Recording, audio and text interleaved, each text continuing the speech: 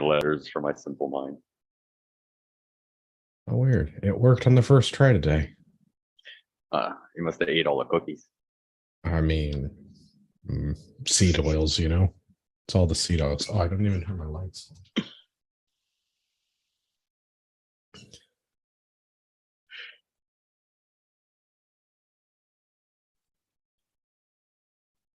Hello to all you patriots out there in podcast land, and welcome to episode 362 of Canadian Patriot Podcast, the number one live podcast in Canada. We're recording on August 22nd, 2022. As always, my name is Andrew, and I'll be your host. We need your help to support the Canadian Patriot Podcast. Visit patreon.com/CPP and become a Patreon. You get a better quality version of the show for just $1 per episode. Show you're not a communist. Buy a CPP t-shirt for just $24.99 plus shipping and theft. Visit CanadianPatriotPodcast.com homepage and follow the link on the right. This brings us to my favorite segment. It's called What Are We Drinking? And also, what have you completed on the Patriot Challenge? It's Pierre and I this evening, so I am forced to start with Pierre. Pierre, what are you drinking? And what have you worked on the Patriot Challenge? I am drinking whiskey, as always. And I've been doing really good for the last 3-4 weeks at drinking way more than 2 liters, but bringing at least 2 full Nalgene bottles with me at work and filling it up. So yeah, been working on that. Good stuff. No. What about you? I've got more French beer. It's I don't know if I say Desiree. There's little hats on the E's. Ooh, yeah, keys right out. That's terrible. It's I don't know what this is supposed to be. It says it's an ISA blonde, but it tastes like the most aggressive IPA I think I've ever had. I mean, it's not the most aggressive IPA I've ever had, but that's how it tastes. So what does IPA stand for? India Pale Ale. So it's a British style pale ale that they have added hops to for transit during the before times to colonial soldiers in India, which is like where it gets the name India Pale Ale from. So the hops help preserve the beer for the months-long ship voyage from Britain to India. All right. I don't know. Maybe that's a French way of saying IPA. I don't know. ISA is pale somehow S, and I don't know. Well, see, like pale, like in the way they're saying it this way, like pale, you could say like, you know, if you were like, oh, you look pale, it'd be like your pot, which would be the same, but India Pale, like it's a different way. So like, I'm not even sure. Like I'm French, but like I'm not fancy French. Not that French. Yeah, I'm not that fancy French, you know, like it's yeah. So I don't know. It might be a French way of saying IPA, I guess. I don't know. It's a strange choice. I don't know. They did jam a lot of hops into it though, which is I think why I'm not a big fan. Chinook, Falconer's Flight, Amarillo, Legacy, and Citra. And I'm not a huge fan of Citra or Amarillo. And I don't know Legacy or Falconer's Flight. I like Chinook by themselves, but like this has got a lot going on. They've jammed a great deal of hops into this. The internet is complaining about, the internet has turned it off and on and it's working again. Excellent news. If you're not listening live at 9 on YouTube, I can't do tech support for you in real time. So good job, the internet. My drink holder broke. Oh boy. In terms of things that I have worked on, practicing a skill, I spent the weekend teaching. I was doing a land navigation course with Gavin. We did Stop the Bleed and land navigation at East Grey Hunters and Anglers Association, and we went for a lovely walk through the woods together. Nice. Good course. Good show up. Yeah, I mean, we enjoyed ourselves. It wasn't a huge class, but I mean, it goes fast when it's smart people in a small group. So we didn't spend a lot of extra time on things, which was nice. Good group. I got a book from a student too, a Hans Hermann Hoppe book, Hoppe Unplugged, I think. It's a blue cover sitting upstairs. So I got put that on the reading list because somebody gave me a book. I'm obligated to read it. Yeah, for sure. Nice. Upcoming events, TACOM, we've touched on before. TACOM is September 9 to 11. Canada Army Run is coming September 9 to 18. And this is probably the last week I'm reminding people Conservative Party leadership race ballots are due in. If you haven't got a bitchy email from Pierre Poilievre's campaign, then you probably need to check your spam. Yeah. So get your stuff in. Yeah. Listener feedback. I'm going to say love to hear your feedback about the show. That's what's written in the show notes anyhow. Please visit CanadianPatriotPodcast.com/feedback or email us feedback@CanadianPatriotPodcast.com. And I have an email from Annie and Carter at the Off-Grid Prep Family. The offgridprepfamily.com is their website, and their social media is at Off-Grid Prep Family. You may be sensing a theme. I wonder if they live in town. I wonder. So their subject of their email was 1 year of food. Hi, Andrew, Peter, Ian, Pierre, and Liz. The contempt for Gavin is amazing. Hi, Andrew, Peter, Ian, Pierre, and Liz. I'm an avid listener. A direct reply. Oh, I have a feeling that was a direct reply to like a specific show where Gavin wasn't on. So Gavin, 362 episodes. Gavin's missed like maybe a dozen of those, but the contempt for Gavin.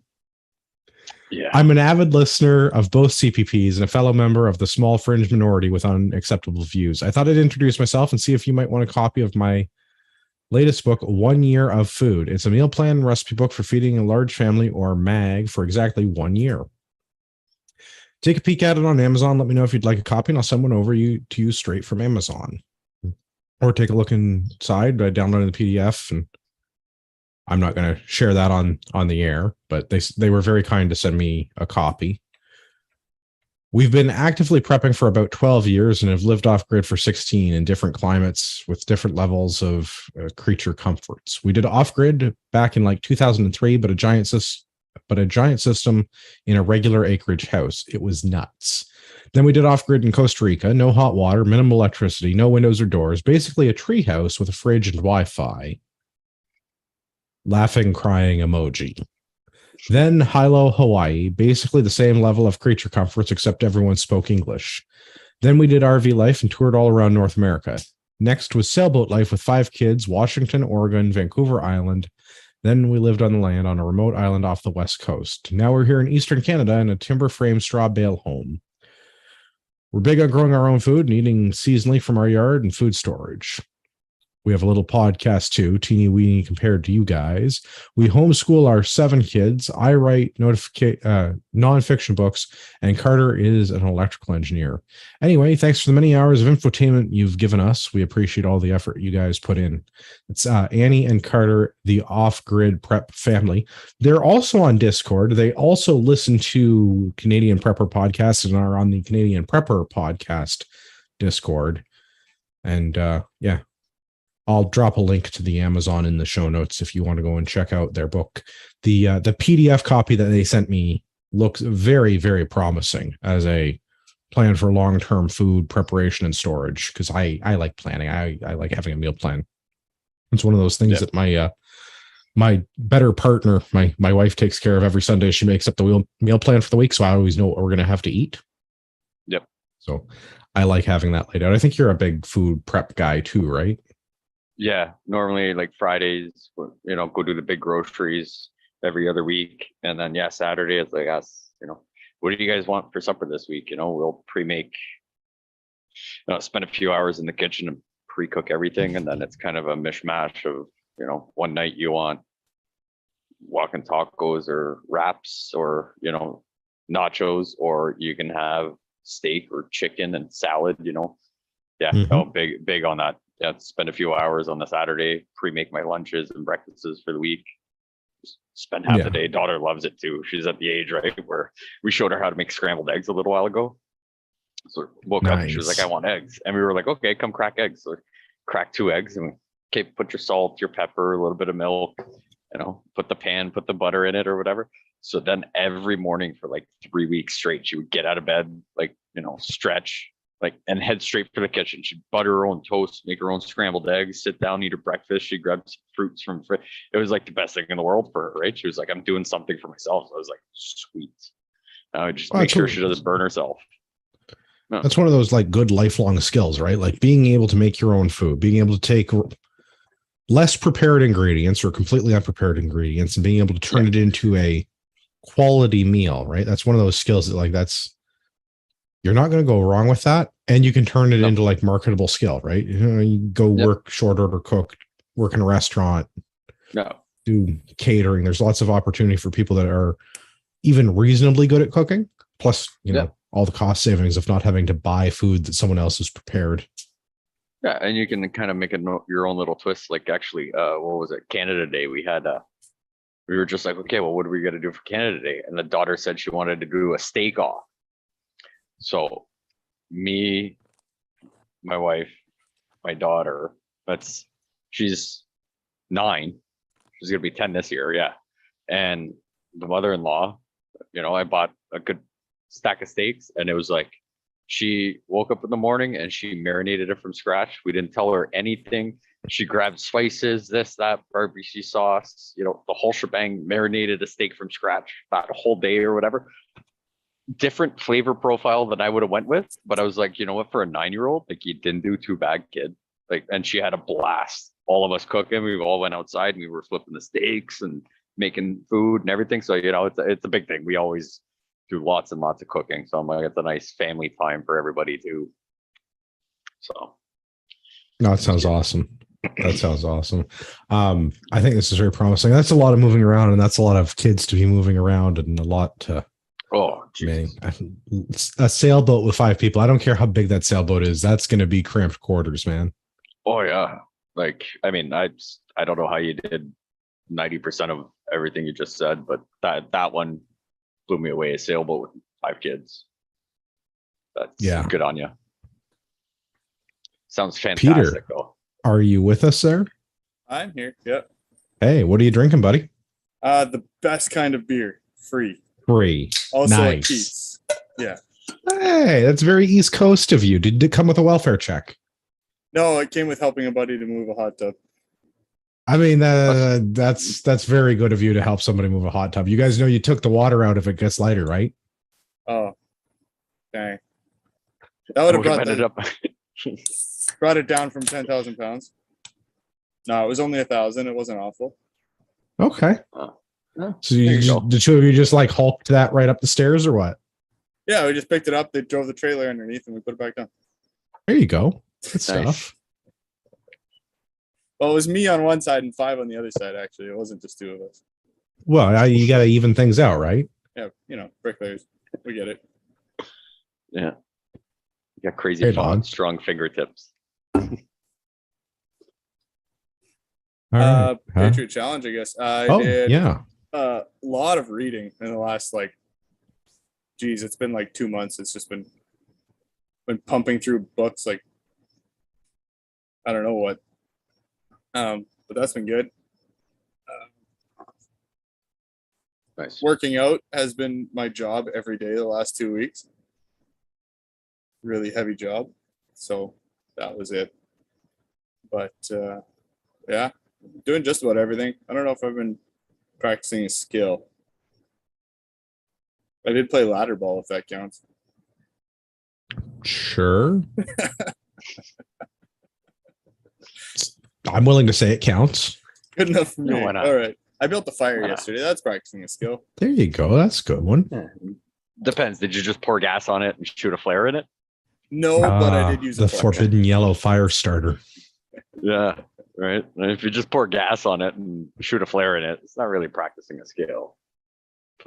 It's fun. Don't get me wrong. That depends how far away are you shooting the flare from. Yeah, valid. Roman candle it. Was it far enough away that it counted as 10 minutes of practicing a skill? I don't have that many flares. It depends Right, how many so- times you missed. Gonna have to push the doubt button on that one. 1 out of 10. I'll take it. 1 out of 10. Well, we're on the topic of things that I'm doubting. We're Ooh. going back into the bottom of the deck for a little bit of a grab bag episode. We're going to start with from an article on True North News in July of this year. Yeah. New archaeological evidence contradicts unmarked graves narrative. So everybody remembers 1st of July used to be Canada Day. We celebrated a once great nation. This year it was canceled because the Indian residential schools may have been burying children on their properties almost 100 years ago. Yeah. Turns out that now that Canada Day is well past and it's no longer in the news cycle, that the 215 probable burials of Indigenous children in the Kamloops Indian Residential School not looking so probable any longer. No. I, for one, am shocked at this turn of events. I think we talked about this on the show. I don't think this was just in our private panelist chat, but we talked about the apple orchard thing, right? How do you use ground penetrating radar in an apple orchard? How do you expect to get reasonable results? Also, the fact that it was an apple orchard and that would be a dumb place to bury people. Also, Yeah. graves that are 100 years old, even if they're full adult graves, when you go to do radar over them after 100 years, the hole is this big because things decompose and disappear. And that's why we use wooden caskets. Like, your hole is not going to be the same size as an adult human after 100 years. So you go over, you're like, oh, they're all children. Yep, got it. Okay, case closed. Yeah, so I mean, yeah, so we did talk about this. Well, Yeah, not we did. this article specifically, but in the whole thing, I think it was the article previous to this where it said it was just 215 potential burials where this residential school was, which was probably a few weeks prior to this coming out. But everybody was in an uproar, and it's like, other than this article, I have seen nothing.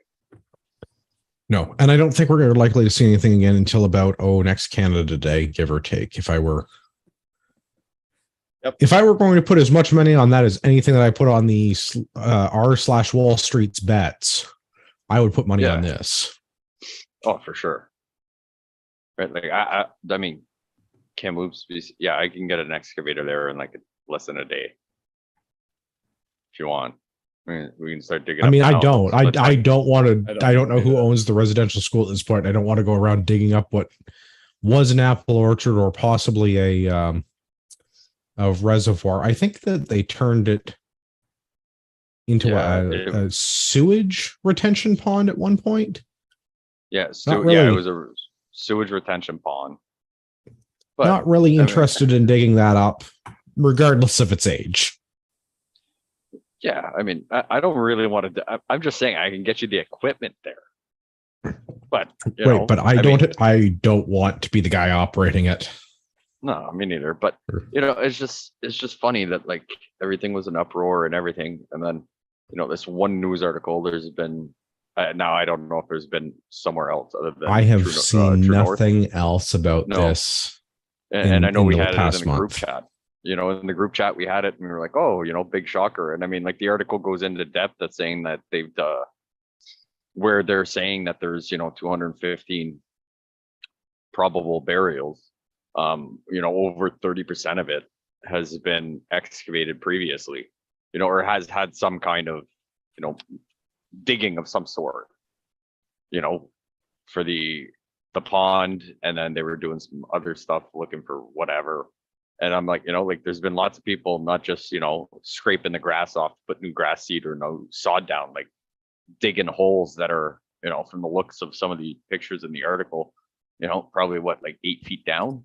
I'm like, 100 years ago, I don't know how deep they buried bodies, but to try and bury 215 I think people, 8 feet is the like generally agreed upon depth. I thought it was 6 feet. That's why they call it 6 feet Is under.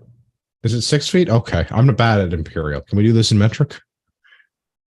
No, you know what? I think you're right. I think 6 feet is the agreed upon depth. This is a good point. So 8 should be enough, right? Yeah. So I think it's actually 6 for adults and 4 for children. Oh, that's terrifying and morbid. Well, and depending, so I know this because my grandmother Pierre has a hobby that he's about to tell us about. Well, we talked about it last week, practicing stitching. No, but when one of my grandmothers passed away that I never met, they had lost the child at birth, so they had the child buried. I guess that'd be an uncle or aunt at that point. But when she passed away, they dug up the old grave to put the child on top of the mother and put it back in. I think it was only 4 feet down instead of 6. Oh, yeah. Okay, that's super morbid. Yeah, I mean, it's not like I went digging and took a tape measure with me. I have some sort of reasoning why. Yeah. This took a dark turn, not unlike everything else our government does. Yeah. So yeah, I'm curious where this goes. Because I don't think it's going to go anywhere. I think that's it. Yeah, exactly. I totally agree. It's not going anywhere. It's going to be this. This is going to be the last we hear of it until they maybe talk about it on Canada Day again. That's it. So, but until we have a justification to cancel Canada Day, remember. But I'm curious, right? Like this was a big uproar when this initial article, obviously not this one, but the one that said, "Hey, we found over 200 bodies." Potential here, like churches were burnt, a bunch of vandalism, stuff that would be considered. Yeah, stuff that would be considered hate crimes if it was, any other person doing it at that point. So I'm just curious, like, no, if it happened to anybody else. Yeah, it's less about who was doing it and more about who it was done to. Yeah. Okay. Fair. So I'm just curious, like, can we just not give them one of their monthly checks and pay to rebuild the church if it wasn't that specifically there? Can we just stop giving out monthly checks in general, unless they've worked for them? Like anybody, I don't care who you are. Yeah, I agree. But should we, tax them? You don't get to not pay taxes for a year to put the church back up. I honestly, say Andrew was king and decided to make. I like this plan so far. Yes. But to say he decided to make them do that, right? Like, we're going to make you pay taxes for just a year because he's a benevolent king. And, I mean, 100% of your labor is 100%. Like, somebody else comes in and then it's retribution back the other way. It's the retribution back the other way. Like, it just never stops. And you have this pendulum that keeps swinging back one way to the other and it never ends. And how about we just say, okay, yeah. We don't pay taxes? Like, oh, I was hoping that's where you were going. My bad. But I agree with that. Unless anyway, we'll get into that maybe later. But there has to be a stop to the cycle at some point, somehow. Like, I don't know how. I don't know who. Yeah. But we can't keep doing this rigmarole where, well, somebody did this bad thing 100 years ago, so we're going to do this for it. And, oh, you know what? We found out it wasn't that bad, and you guys did this other stuff just recently because of what we did 100 years ago, so now you're going to get this punishment. And it's like, we can go back and forth 100 times. It's not going to solve anything. All it does is give the politicians another wedge issue to throw in front of the headlines and divide the country. It doesn't actually help.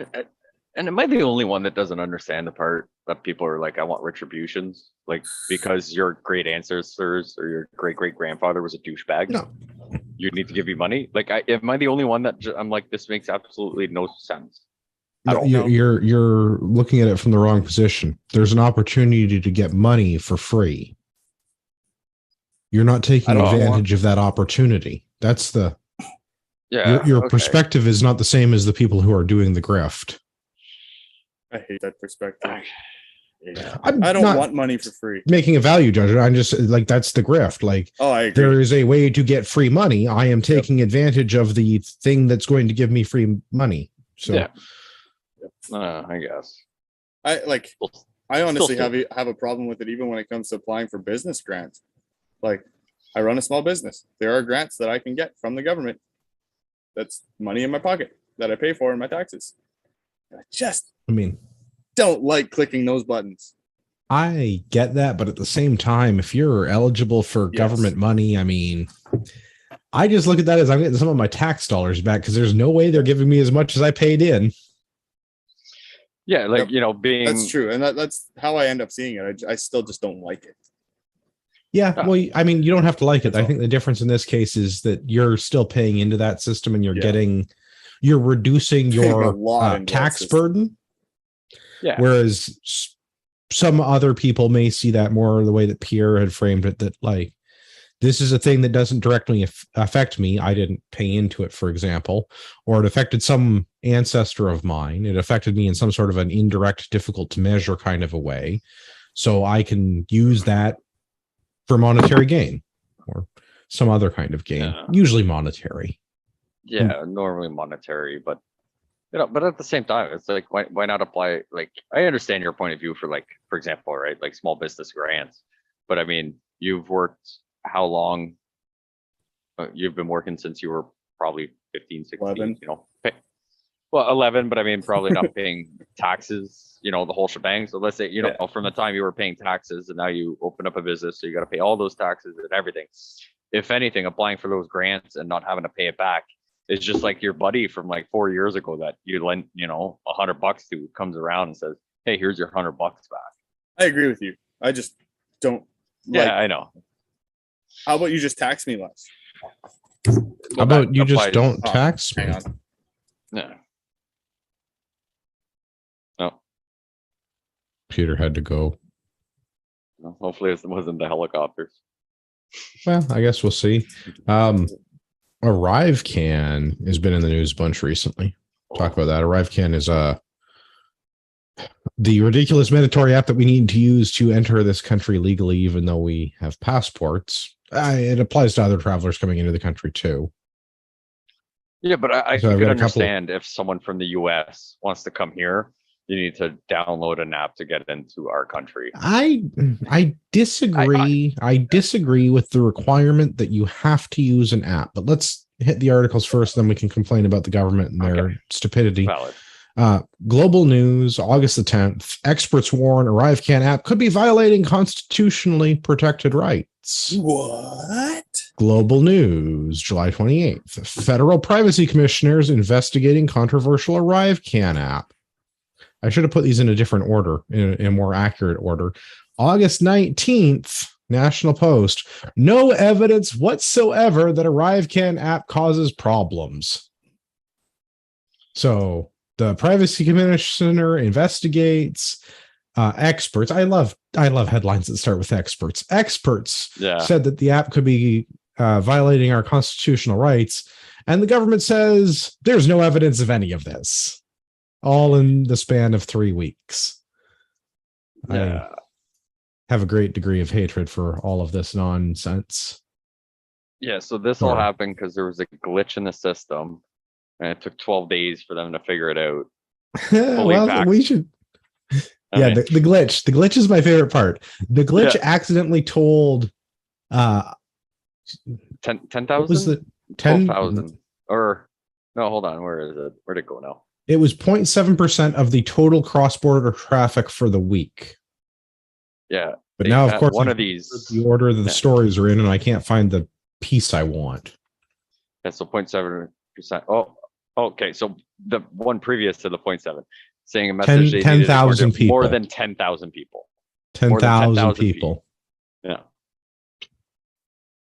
So 10,000 people that use the ArriveCan app, which you are required to use to enter the country legally, 10,000 people got a notice saying that you must quarantine at home. And it took the government 12 days to rectify that error. And by rectify, I mean notify those 10,000 people that the app made a boo-boo. Yeah. But the funniest part is all 10,000 were all vaccinated. Well, I don't know that you need to be vaccinated to enter the country, but I think at this point it would be very hard to try to enter the country without being able to show proof of vaccination status. And I think this is part of the constitutional protections piece is if you're a Canadian and you have somehow been out of the country long enough that if you tried to re-enter it at this point, I think, not being a constitutional law expert, I think that because you hold a Canadian passport, they are obligated to let you back into the country. Yes, they are. But also, the arrival process requires you to be fully vaccinated against COVID-19 now. Is that a law? I don't see how it could be a law. I think it's a guideline that Public Health Agency of Canada and CBSA have dreamed up. And I don't think it's enforceable because I think they could prohibit non-Canadians from entering the country legally, but a Canadian passport holder, I don't see how you can bar them from re-entry. I feel like CBSA could probably make up a thing about where they could do like a mandatory government enforced quarantine period. I was just about to say, I think that's the only thing they could do is, make you quarantine for the 14 days because that fixes everything. They can ask you to quarantine. They cannot force you. Yeah, that's why. Like, they can. They have guns. They can make you. Yeah, they literally use force. I don't think anybody's showed up with guns to enforce a quarantine in the last. The agents of the state have the opportunity to escalate the violence to the point where you become compliant or dead. Right. No, not saying they've got to that point. I'm just saying the government has the option to exercise that force. Yeah, they haven't yet, but that doesn't mean that they won't. Right now, in the height of things, they were sending officers to houses to make sure houses and this and that or blah blah blah. In the height, So the opportunity or the chance of it happening, whether it be slim to none or not, right? That possibility is still there where it is enforceable by this made up law. At this point, we have like a larger philosophical argument of how does the government get you to do anything? Because a law is just a bunch of people with guns saying that you have to do this or we'll come to your house and shoot your wife and rape your dog and put you in a jail. And if you don't like those options, then we'll just shoot you too. Then we should get the government to go to those U.S. people. I know monkeypox. Give the government the dog thing monkeypox. Was only in France, and it was a couple. No, I thought it was Oregon. Gave him monkeypox. Somewhere in the States. Fine. I thought it was the States. I think it was France. I think it was France. So anyway, yesterday was like the 30th anniversary of. Just as a quick tangent, while we're on the subject of the government shooting your dog and your children and your spouse, yesterday was like the 30th anniversary of Ruby Ridge. Oh. Ooh, so there you go. What's that? 92 to 2002? That's 30 years, right? We're 2022, but 2022. Ruby Ridge was the Ruby Ridge siege was in Idaho in August 21st, 1992. Then that would be whatever years you said. I don't know. I can't do math. 30. I've had a lot of weight. It is 30. I can do That's the what math I thought part. it was. I don't know enough about Ruby Ridge to comment. I need to do more research. It's less than me, and I'm older than 30 because I was born in 88. So yes, your math checks out. Pierre's math is so. You know how to do the math. Liz is here. Liz. Hi, Liz. May we see your arrive can, please? Perfect. Good enough. That is the correct answer. In That's my what I opinion, I'm a lawyer. In a question that is less likely to get me flipped off. Does that help? It doesn't hurt. I mean, who doesn't like pepperettes? Like Commies, a lot of bit jealous right now. Yep. Good. They're probably good pepperettes too. They're probably like local from like Mennonite Farm or something. Wild hog. Oh, the wild hog. Oh, I'm so jealous. I have an issue with them saying wild hog. I'm like, is this farm raised hog? It's not wild. Yeah, but I mean, it's also a big dichotomy when you walk into that grocery store / butcher shop because it's like super bougie while they got like carcasses hanging in the back. Yeah, but they're not wild. I don't know. They're probably they're farm raised. So that's the thing I have with. We're not going to talk specifics of meat Pierre tonight. Get into philosophical. No, we're not talking specifics. Yes, because I have one of those farms around here. We're not doing that tonight. That's a whole other episode. Okay. Before we do that, Liz, in addition to pepperettes, what are you drinking, if anything? And how have you worked on your Patriot Challenge of late? I know you're talking with your mouth full now, so I'm trying to filibuster for a moment. I can make sounds. See, I was like, yeah. So This is a good combo of beer and iced tea. Oh, okay. So it's not a Radler. That's grapefruit juice. I don't know what this is called, but it tastes great. You take like weak beer, which is Coors, because Andrew left some here last time. So you take some weak beer. Right? I did say weak beer. Good. Yeah. And then you add iced tea to it to make it a little bit jazzier. Also weaker. Yeah, but true. Does that make it would that make it a shandy? Is a shandy? Yeah, I think so. As I talk with my mouth full still. What have I done to improve my fighting position? Well, my website for my business goes live, I think, tonight. Nice. Nice. Yeah, it is. We'll see how it goes. It says it's still under construction, but it's still pretty. I'm excited. So what else did I do? I train jujitsu almost every day now, so there's that. Nice. Practicing a skill and working out at the same time. I know. I don't think it matters, but I got more done on my tattoo today, so that doesn't really count. But that's a cool skill. It's a cool thing. Yeah. Yeah. But all the cool kids are doing it. Go for it. It's true. Right on.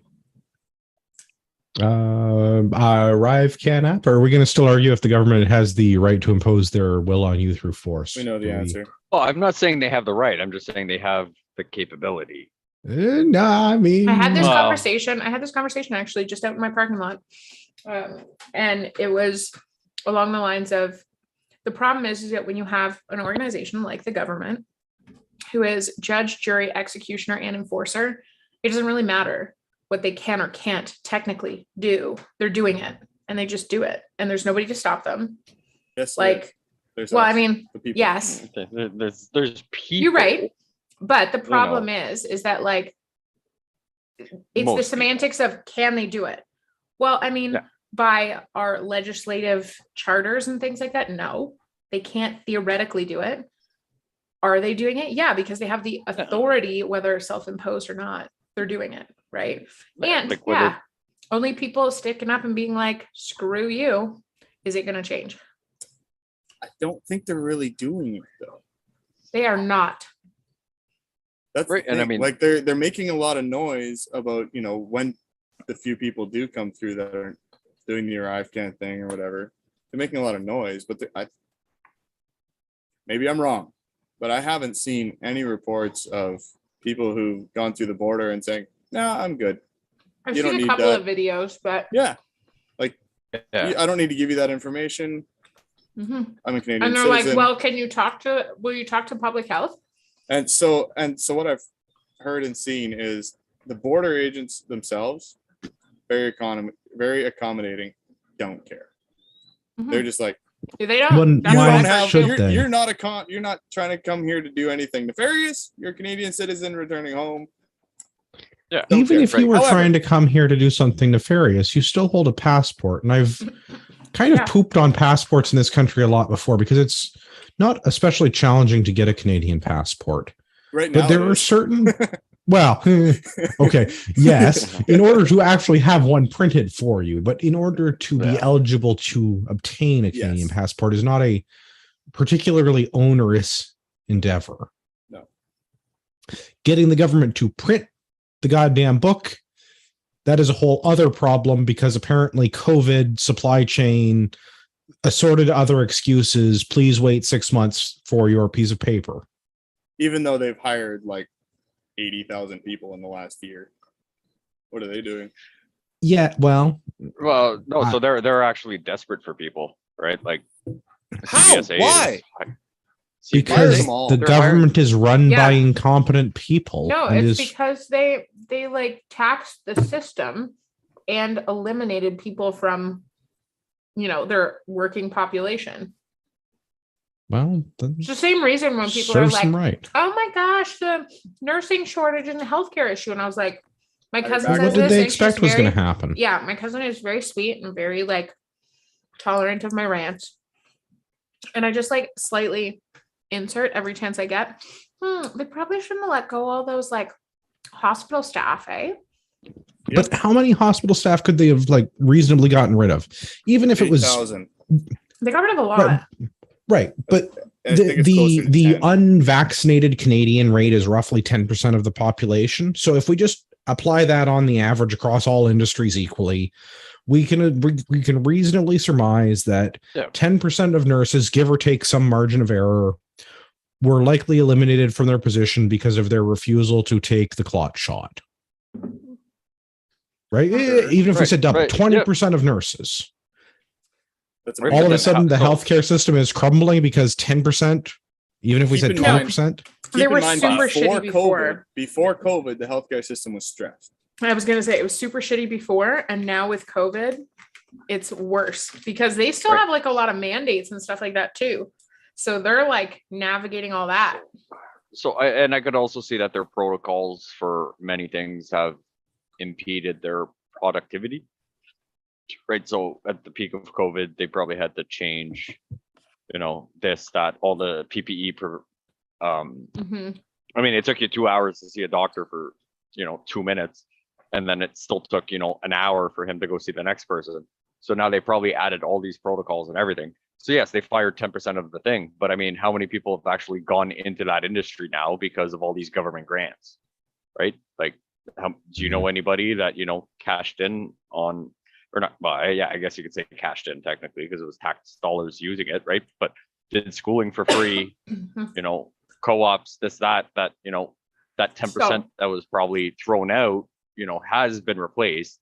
Maybe not to the full extent of a nurse, but, at least going in there where they can at least help with certain things. Because there's lots of them that, I know people that have, it's something they wanted to do, but money was always an issue. Right. And now it's free, So the interesting thing I don't think is the money because, so first of all, my cousin started as a PSW and then during COVID ended up getting her RPN as a PSW, which is also another like really short staff job. Yeah. During COVID, what they did is they eliminated the availability for a PSW to work at multiple facilities, specifically long-term care. Yes. Now, the problem is that because the system is super not functioning properly, most places will not offer PSWs full-time work. So they have to have multiple job placements. Otherwise, they wouldn't have they wouldn't have a job. You don't have to pay benefits. There's Absolutely. Lots the company doesn't have to do if it's not a full time. So they're working at 2-3 different places, 15 hours at each. And at the end of the week, they at least get close to 40 hours. Absolutely. Yeah. Right. So then her and I were talking loosely about kind of like, how is it to get into, nursing school? Because again, during COVID, she goes into nursing school. She's like, it is still one of the most competitive fields to try and get into. It's not as much the money anymore. Cause you're right. They tried to solve that problem, but to actually get into the program, they only have like in the province alone, they only open up a handful of slots into these programs a year. Like they haven't increased that. Well, so people can only, sure, they've got the funding, but then they're on a wait list to get in. Yeah. But at the same time, I don't disagree with that because if you, let's say, they open up the floodgates and you put 100,000 nurses, available. And I don't know how nursing school is. Let's say it's 2 years, right? So let's say 2 years from now, you put everybody goes to school and 2 years from now, you have 100,000 nurses and 100,000 nurses the year after and everything because they've opened up the floodgates or whatever. So now you've got the battle of you've got crazy competition, right? You've got too much. Okay, well, you think you're worth $20 an hour, but guess what? There's another $100,000 or 100,000 nurses that eventually someone will bite the bullet and work for $16 an hour, which saves them $4 an hour. So I'm not saying that we should regulate how many people get into fields or whatever, but I do understand that because look, we have how many people that took basket weaving in university, and too many. Like there are certain jobs that I would say well, I won't I won't say that they're not jobs, but certain positions that you need to fill, you need this. But I'm like, if you make the degree at the end of the day too easily accessible for everybody, it degrades that degree, right? Yeah, I don't If disagree anybody with can, that. if anybody can be a nurse means nothing anymore. Right. I mean, there's still availability to take the program versus like the actual process of education. Because I know that my cousin, like as an RPN, so even though she's a registered practical nurse, it's not quite RN, like it's just a step below that. Like she still had to take tests that if she didn't get 100% on them, she failed. Like that's it. Yeah. Right. Yeah. Which as it should be, because you're talking about the integrity of the program.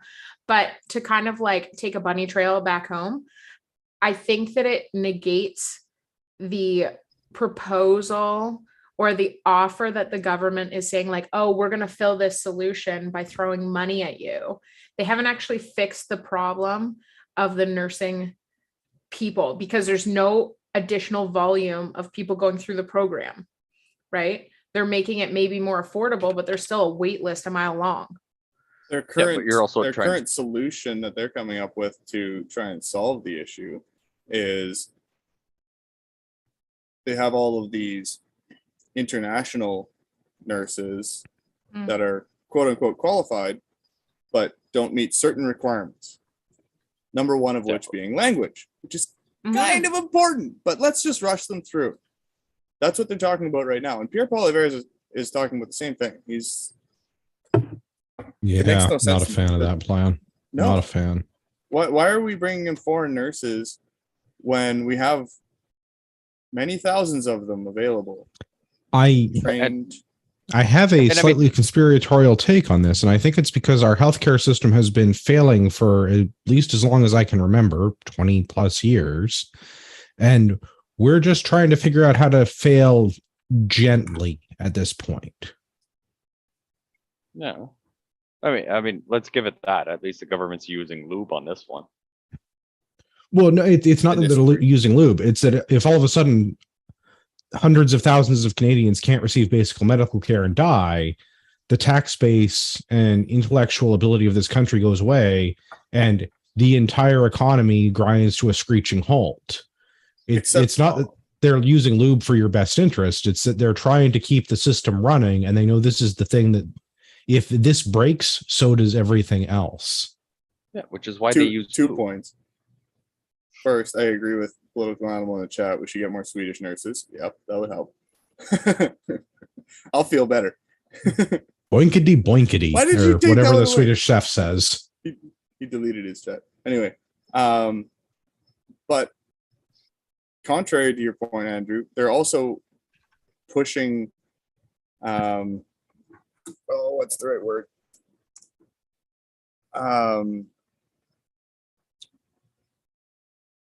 The assisted suicide really hard. Yeah, we're going to get to the assisted suicide thing in just 1 minute. I just want to wrap up the ArriveCan stuff, and then we can move on to maids, not Swedish nurses, totally different outfit. Yeah, so government app is shit. Well, the government app is shit, and the government app is doing one of two things, which I just quickly to touch on. The app's not supposed to make decisions. It's supposed to collect information to make processing, returning, or people entering Canada. I shouldn't say returning Canadians. People entering Canada. It's supposed to make that process easier for CBSA. And then the information is supposed to be shared with the Public Health Agency of Canada to prevent the spread of COVID-19. Regardless of where we fall on all of those other things, the fact that the app is decided on its own to send out alerts and tell people to quarantine signals to me that there is a problem with what the app is doing. Either the app is making decisions and telling people to do that, or it's not. So someone somewhere sent out 10,000 emails telling people they need to quarantine, or the app did that without human intervention. Both of those are very poor situations to find ourselves in. Sorry, I obviously came in the middle of this discussion. There'll be no do-overs. Oh, the app sent out a whole bunch of emails. Is that what you're saying?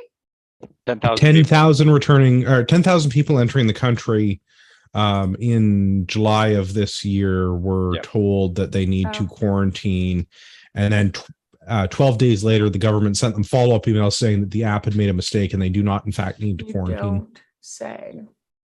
I do say. I will say one thing: the app is doing well, and that is collecting information. Yeah, it's doing a great job of collecting information. Yep. My favorite part of, I think, the global news story, though, there is no way to know for sure how many people obeyed the erroneous quarantine orders sent because of the glitch. So, perfect. You got an email from the government telling you to quarantine, and the government has no idea if people actually did that or not. Good. I find this heartening. They're just like a really big joke, because I've been dodging the census people for like 2 months now. And I asked them, I was like, you have to fill this out. And I was like, well, how did I get on the fun list? They're like, it's a random selection. And I was like, what happens if I don't fill it out? And they're like, Jail. Well, we come back to visit you. And I was like, see you next month. Bye. Yes, but eventually they bring the police, and eventually the police bring guns. And then for a labor market census. There is no escalation of force that I am not willing to put past the government. I'm not saying that's what they're going to do in your case. I'm just saying that they have the opportunity that if they wanted to, they could try to jail you for this. And if you decided you didn't want to go to jail, the escalation of force, there may be a thing. You could show them your jujitsu mat. I don't think that'll do it. Well, also a really small tangent on what we were talking about last week about privatized healthcare and RPNs, registered nurses or whatever. So during this whole COVID's cabal, my work actually gave us access to this app where like you fill something out and like boom, within like an hour, you're talking to a doctor, an RN or an RPN for anything. Didn't matter. It didn't have to be COVID related. Couldn't get into the doctors. Mel was having an issue, this, that, boom, half hour. You know, we've been fighting with the doctor about something for a year and a half.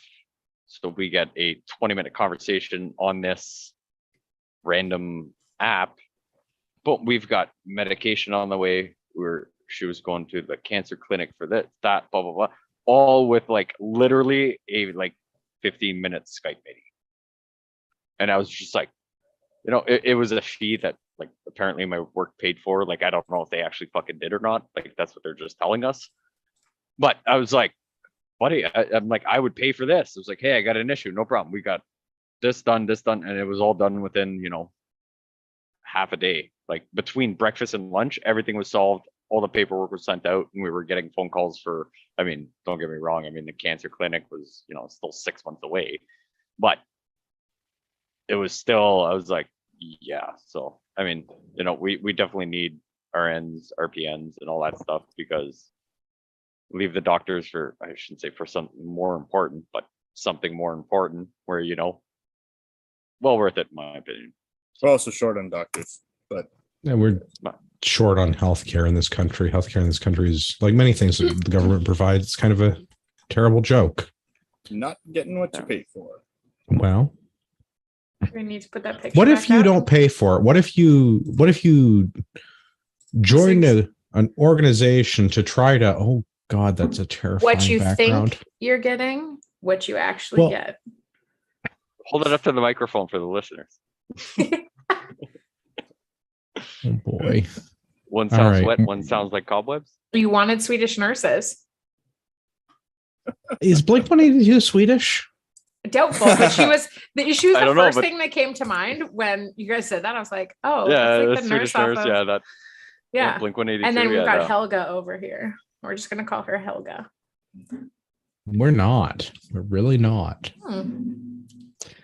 National Post kill your article. Fantasy a little. No, my fantasy is alive and well. It just doesn't involve that. I don't want to know. Fine, sorry, fine, I asked. Fine. Sorry, I asked. You brought it up. Yep. Big You error know a on my safe part. word. Me too. Unfortunately. How is that unfortunate? It's good to be prepared. Yeah, 100%. Just in case he's knocked out, you can yell it out for him so he doesn't get in trouble. Monkey Okay. bugs. Ugh. Cringe. We're just gonna keep driving on through. National Post article. Another case of a sick Canadian offered death instead of treatment, this time a veteran. And this made the rounds last week. This was in the National Post. This was on August 17th that this got published.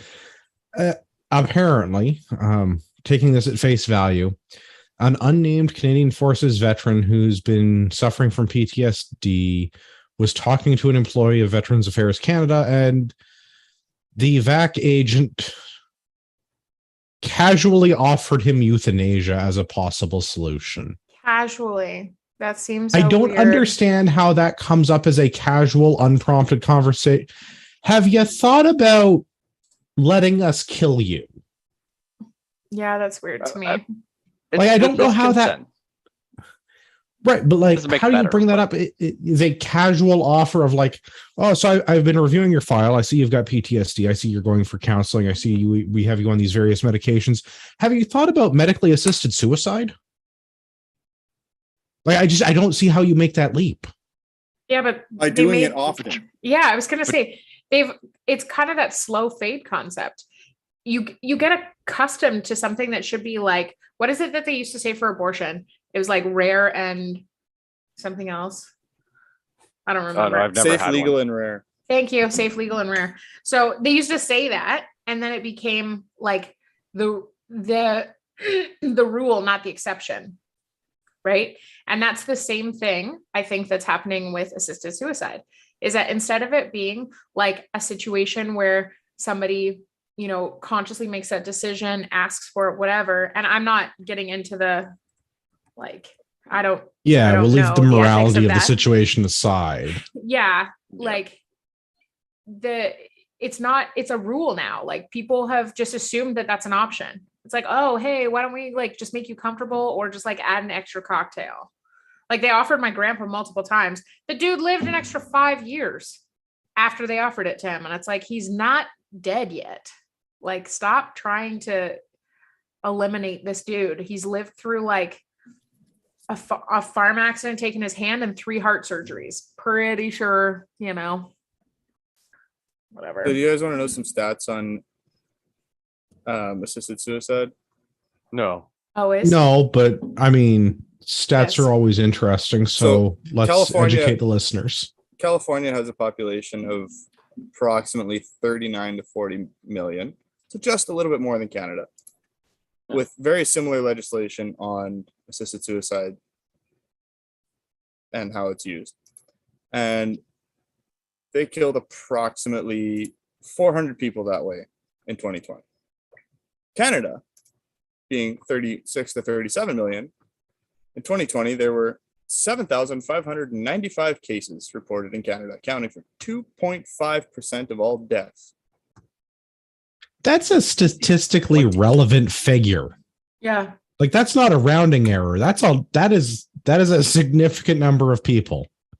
It's a growth rate of 34.2% over 2019. And that's consistent across Canada. That's not just localized.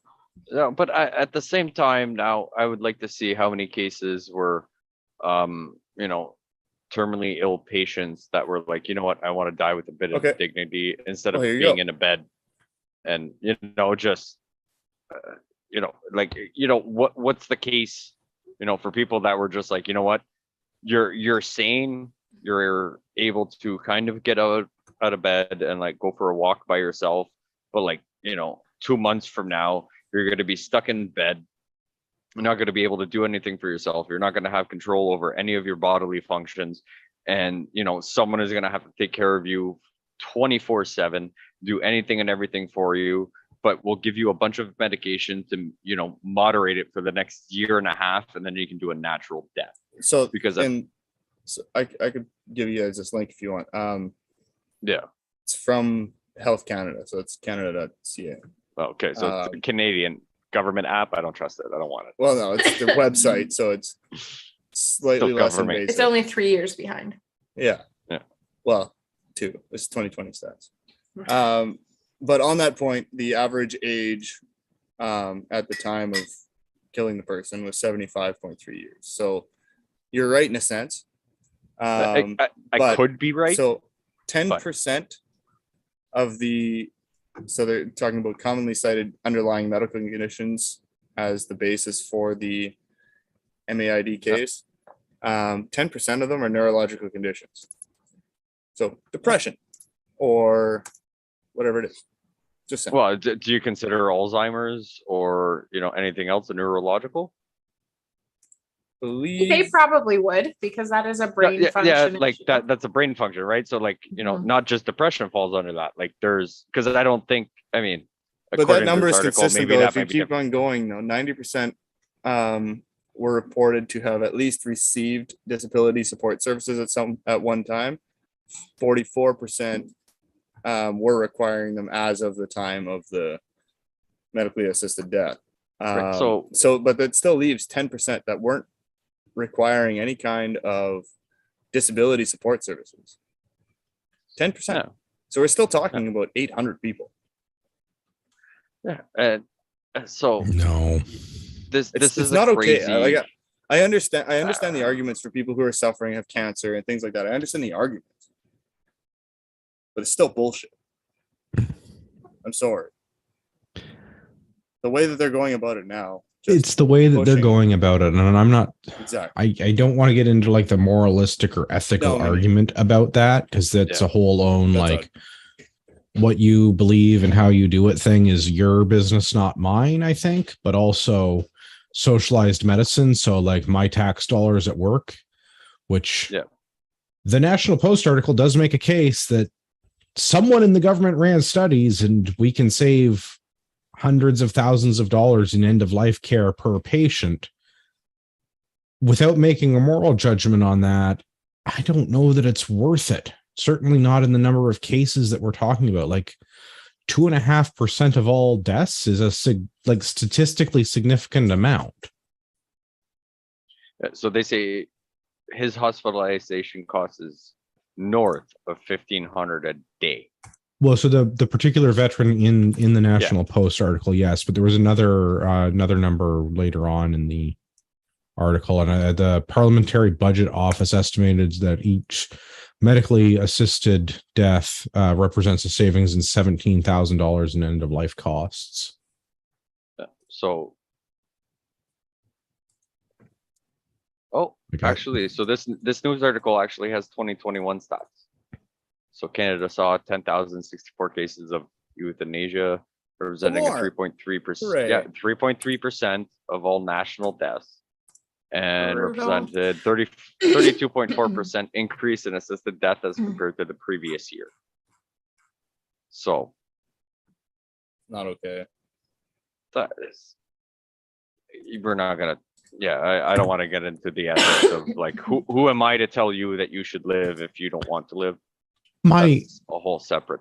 Do it yourself. So putting all of that aside, putting the socialized medicine aside, putting all of the, my problem, particularly in this case, and there are other anecdotes in the article, I guess. Yeah, there's still 100%. Anecdotes because they're dealing with like specific named individuals, but the unnamed veteran in this case at the beginning of the article in the National Post. Where does somebody at Veterans Affairs who is unlikely to be a medical professional because they work at Veteran Affairs. Yeah. At what point did Veterans Affairs Canada be like, have you considered suicide? Like, where did that make it into the fucking manual? That is 100%, like 100% not accept. Well, there's a whole big argument to have of, well, if you're a straight white man who's been in the military, the current government would probably not be terribly unhappy with you ceasing to exist. Yes. I mean, straight white man. We spent a decade at war in Afghanistan teaching predominantly young white men how to get really, really good at killing people and saving other people's lives. So if I were the Liberal government, I would probably not be super thrilled about my prospects if I were to upset a large group of organized and unhappy, well-armed men. If I were the government, hypothetically. Especially if you had just kicked a bunch of them out of the military for not getting a shot. Yeah. Has anybody else been following James Top? I have been. So if not very much. If Andrew's a Liberal government, due to the beard ratio, does that make me Andrew? And You're make not him my beard, Justin no. Trudeau? What? I don't follow. You need more drinks. Drunk philosophy again. I got to catch up. Sorry. This is Drunk 101. This is Yeah. DF Oh, boy. 101. No, it's D. Oh no, yeah, no, I don't. No, not DP 101. We'll keep with philosophy spelled with an F because DP 101 is gonna get weird. And it's not been weird already. Well, let's do one more to round out the show. 'Cause hopefully this last one can't go as horribly. I haven't read this article yet, but I'm willing to bet I can make it go just as weird. Well, this was breaking news. This was breaking news as of today. Saskatchewan minister, I think he's the Minister of Agriculture in Saskatchewan, Jeremy Cockrell. Yep. Had sent a pointed letter to the Minister of Environment and Climate Change in Ottawa. For some reason, there seems to be a bunch of black Suburbans driving. Cockrell is the provincial minister for water for the Saskatchewan Water Security Agency. Oh, thank you. I was unclear of what his actual job was in Saskatchewan because we don't live out there. Even the people that live in Saskatchewan, I can see it. Both people that live in Saskatchewan don't know what this man does. No, I live close to Saskatchewan. Like I can see it. Like it's like 400 miles that way, but I can see it. He's a water security agent. The fuck is that? No, it's the Water Security Agency. I think that he's a minister responsible for that. For water? Water Security Agency, yes. I think they have other things that fall under other things that fall into that category. I don't imagine they're strictly responsible for just water, but maybe they are. In any event. For some reason, federal government employees have gone to Saskatchewan and started trespassing on farms. That's not shocking to me. But we don't have private property in Canada. I was like, just about to say, we don't really have property rights, but I'm like, is it really trespassing when technically you never really own the property? Yes. Like if you ever, you buy your property, you owe nothing on your mortgage or whatever, you get a deed to the land saying you're a tenant. This really is drunk philosophy with Pierre. But it 100% is, right? Like I can't find any flaws in this. I can't. No, I'm not wrong. That's not even drunk. That's just me. Like, I know someone who, something happened in the military and he paid his mortgage off or whatever. So he got the deed to the house saying the house was his. But on that paper, it also said he was a tenant of his property. You have to buy it in gold, my understanding. No, you have to have a bigger gun than the guy who comes to try and take it. Well, that's pretty much what's going to happen. That's private property rights. That's pretty much what's going to happen. I can get you an excavator, just saying. I'll take a killdozer instead. I'm down. I'm like slipping into the mic, sorry. Okay, hold on. Andrew was trying to talk while I got... That's just fascinating, huh? No, but oh, well, these Suburbans are coming. And I'm like, you can put up a no trespassing sign, which I mean, I guess you could kind of call if your neighbor's a douchebag and is on your property. But I'm like, if the cops kind of want to come up, like, okay, technically they need probable cause, according to how you would look at how those laws go. But I mean, they can... Putting policing aside, though, this is not police that are coming to do water testing on farmers' properties. These are federal employees. Guarantee is to the CFIA. The other thing, they used to be enforcement officers. CFIA used to be, but that's not current. They're not. No, but they still carry badges that have a certain amount of weight. But so do the people that are postal inspectors, but that doesn't make them law enforcement officers. Yeah. I mean, they can shut down operations. Well, I still unclear Oh, Pierre. about whether or not that gives them the opportunity to. Oh, Pierre's got his. I didn't Put your hand recognize down it. and Pierre start had talking. four talking sticks. Liz, did you see that? He had four No, talking I have sticks. 5. I have 5. I got a thumb too.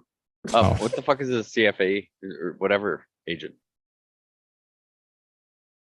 What? I don't know what that is. Oh, a CFA, Canadian Food Inspection Agency. So they deal with all fuck the. their assholes. Okay, carry on. That's how you get monkeypox. Yeah, I was gonna say. Yeah, it's just okay. I was just like, I don't know what that means. Once he said it, I was like, okay, it doesn't matter. Carry on. Liz, where did Sorry. you hear that it was the CFA agents? I used to work for the CFIA. Oh, okay, cool. Sorry, I didn't hear you. No, that's good. So, I'm excited by the fact that the Saskatchewan premier and one of their ministers is sending letters to Ottawa demanding that they stop this or that they face arrest by actual law enforcement in Saskatchewan, which suddenly makes me like Saskatchewan a lot better than I used to. I don't know. They had dealt with like the COVID and truckers convoy. They were the first ones to open up, weren't they? Yes, but Saskatchewan was also the first one to make mandatory socialized insurance. So, yeah. Saskatchewan has some very interesting, really deep ties to globalist BS. It's like quietly the hub of it in Canada. but I do find corporations run Saskatchewan. Well, I mean, corporations run most governments. That makes yes, but I'm especially so. It's ridiculous. In any event, I am still excited by the possibility of a provincial government telling the feds to fuck off, feds. Yes. Yeah, that's great. Yes. I enjoy that. Me too. Especially as we see more carbon stuff and fertilizer stuff coming down the pipeline, like what we've seen in Europe over the last year or two. So I suspect that this is the forerunner to all of that nonsense. Exactly. I mean, that's part of the reason that they're kind of ticked off about it. Because they're talking about the fertilizer cuts, and it seems a little, well, the quote is, it seems a little bit too convenient that they're testing the water for nitrates and also talking about a fertilizer emissions thing as well. So one more funny point on this story before we wrap it up. Yeah. Cockrell urged producers who have experienced incidents to call the provincial hotline, provides a number. 1-900. Well, 1-855. So close. With rounding, close. Maybe you guys are too young to get the joke. No, we get it. We're just correcting. All decided that we're roughly the same age. He added that, except Peter. He added that this line is a repurposed COVID-19 line. And while the province works on changing the pre-recorded message, those calling should ignore the current instructions and leave a voicemail with details as someone is monitoring that line. The government of Saskatchewan is working on changing the voicemail message. Don't worry, guys. We're getting to a 1-855 number that went out in like a mass communication to media outlets. Seems like a really bad idea. I am shocked that the government of Saskatchewan hasn't figured out what to do about this, and they're just threatening the feds, which again, super funny. Threaten the feds in Minecraft with due process. Absolutely, or in Saskatchewan with due process. I'm not in Saskatchewan, so it's fine. Entertainment podcast. But yeah. The government is reusing a phone number, which great, but they haven't figured out how to change the pre-recorded message. What at the same time? How much it? How? Yeah, but to make a whole new fucking phone number. No, you don't have to make a whole new phone number. You just need to dial the number if you're the owner of it.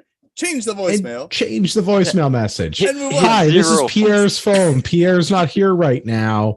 If the government has recently trespassed on your land, please leave me a detailed message with your, name and phone number, and someone will call you back eventually. Maybe if we feel like it. Yeah. If we learn how to check the voicemail.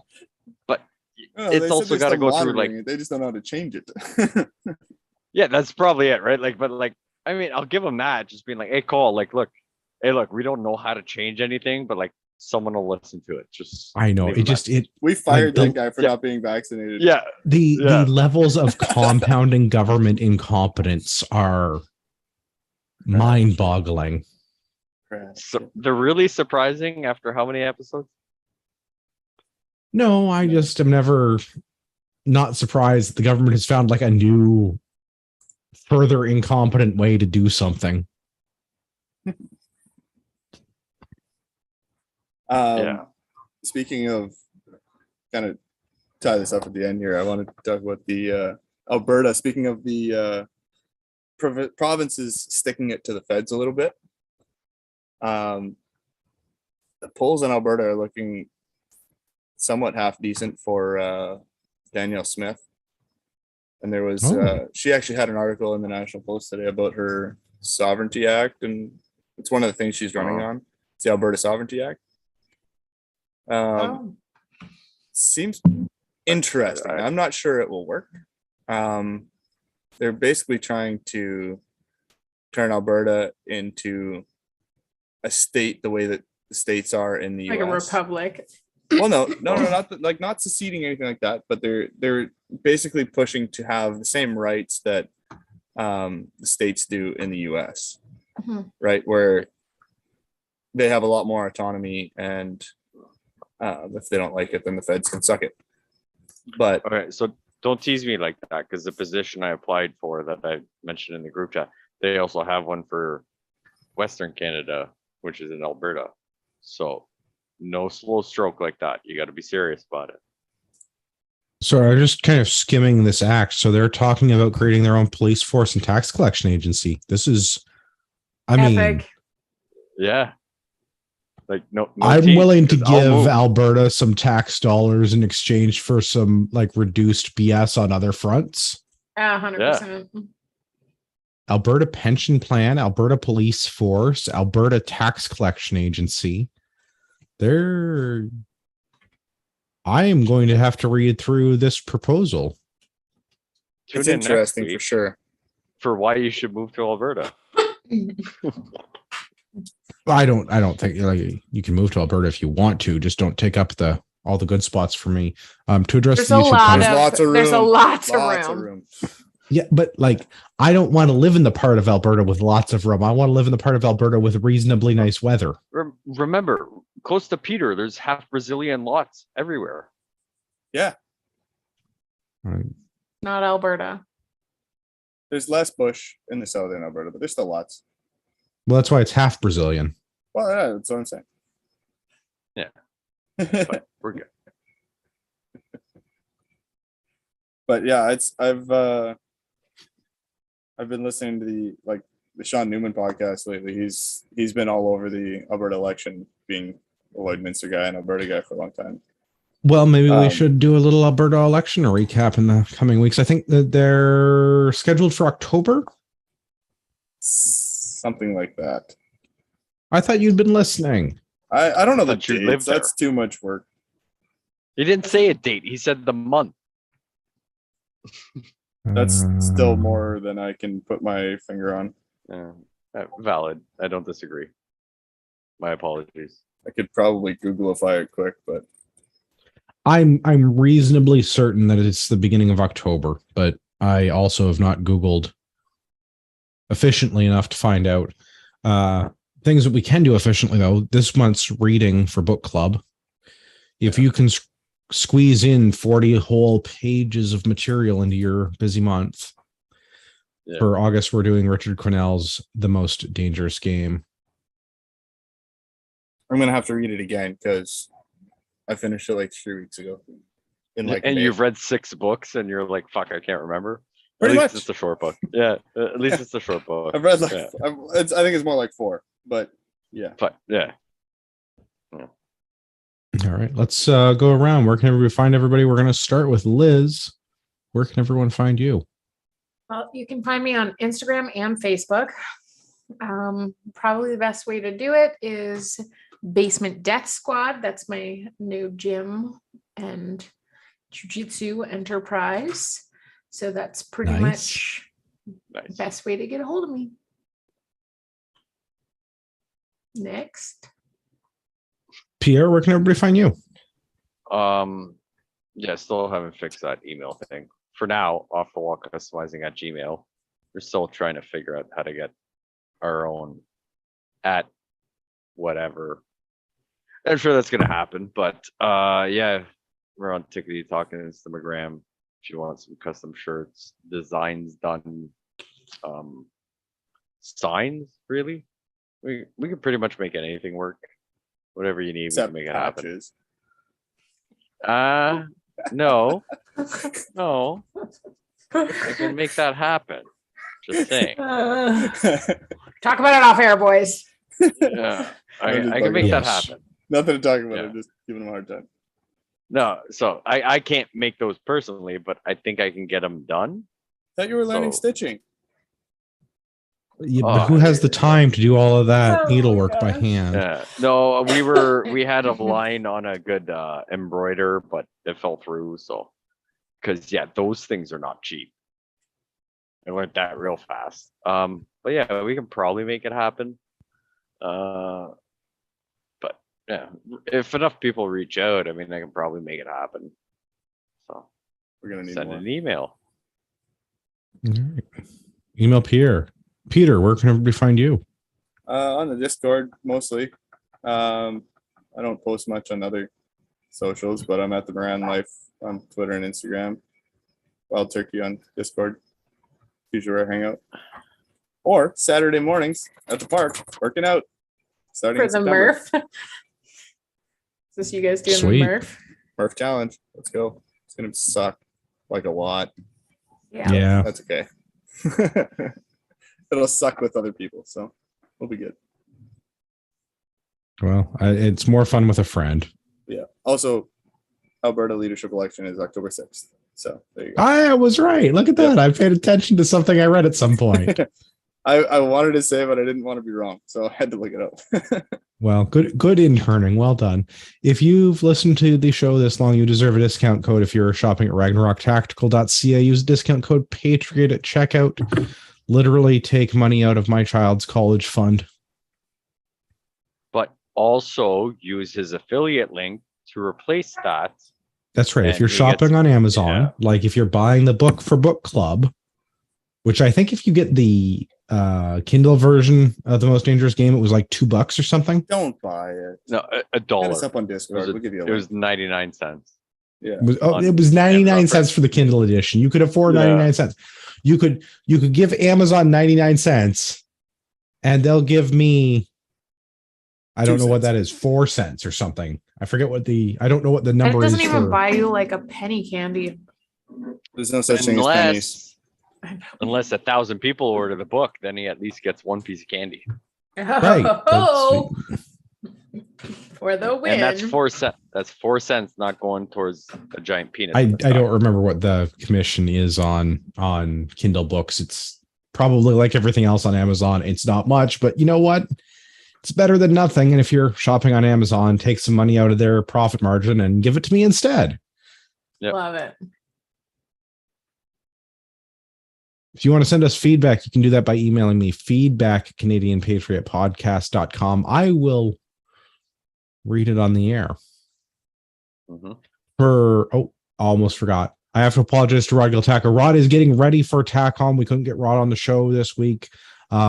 Stay tuned. Live interview from TACOM. We're going to get Rod on the show. And for all of our listeners out there in podcast land, I'd like to remind you that you're a small fringe minority with unacceptable views.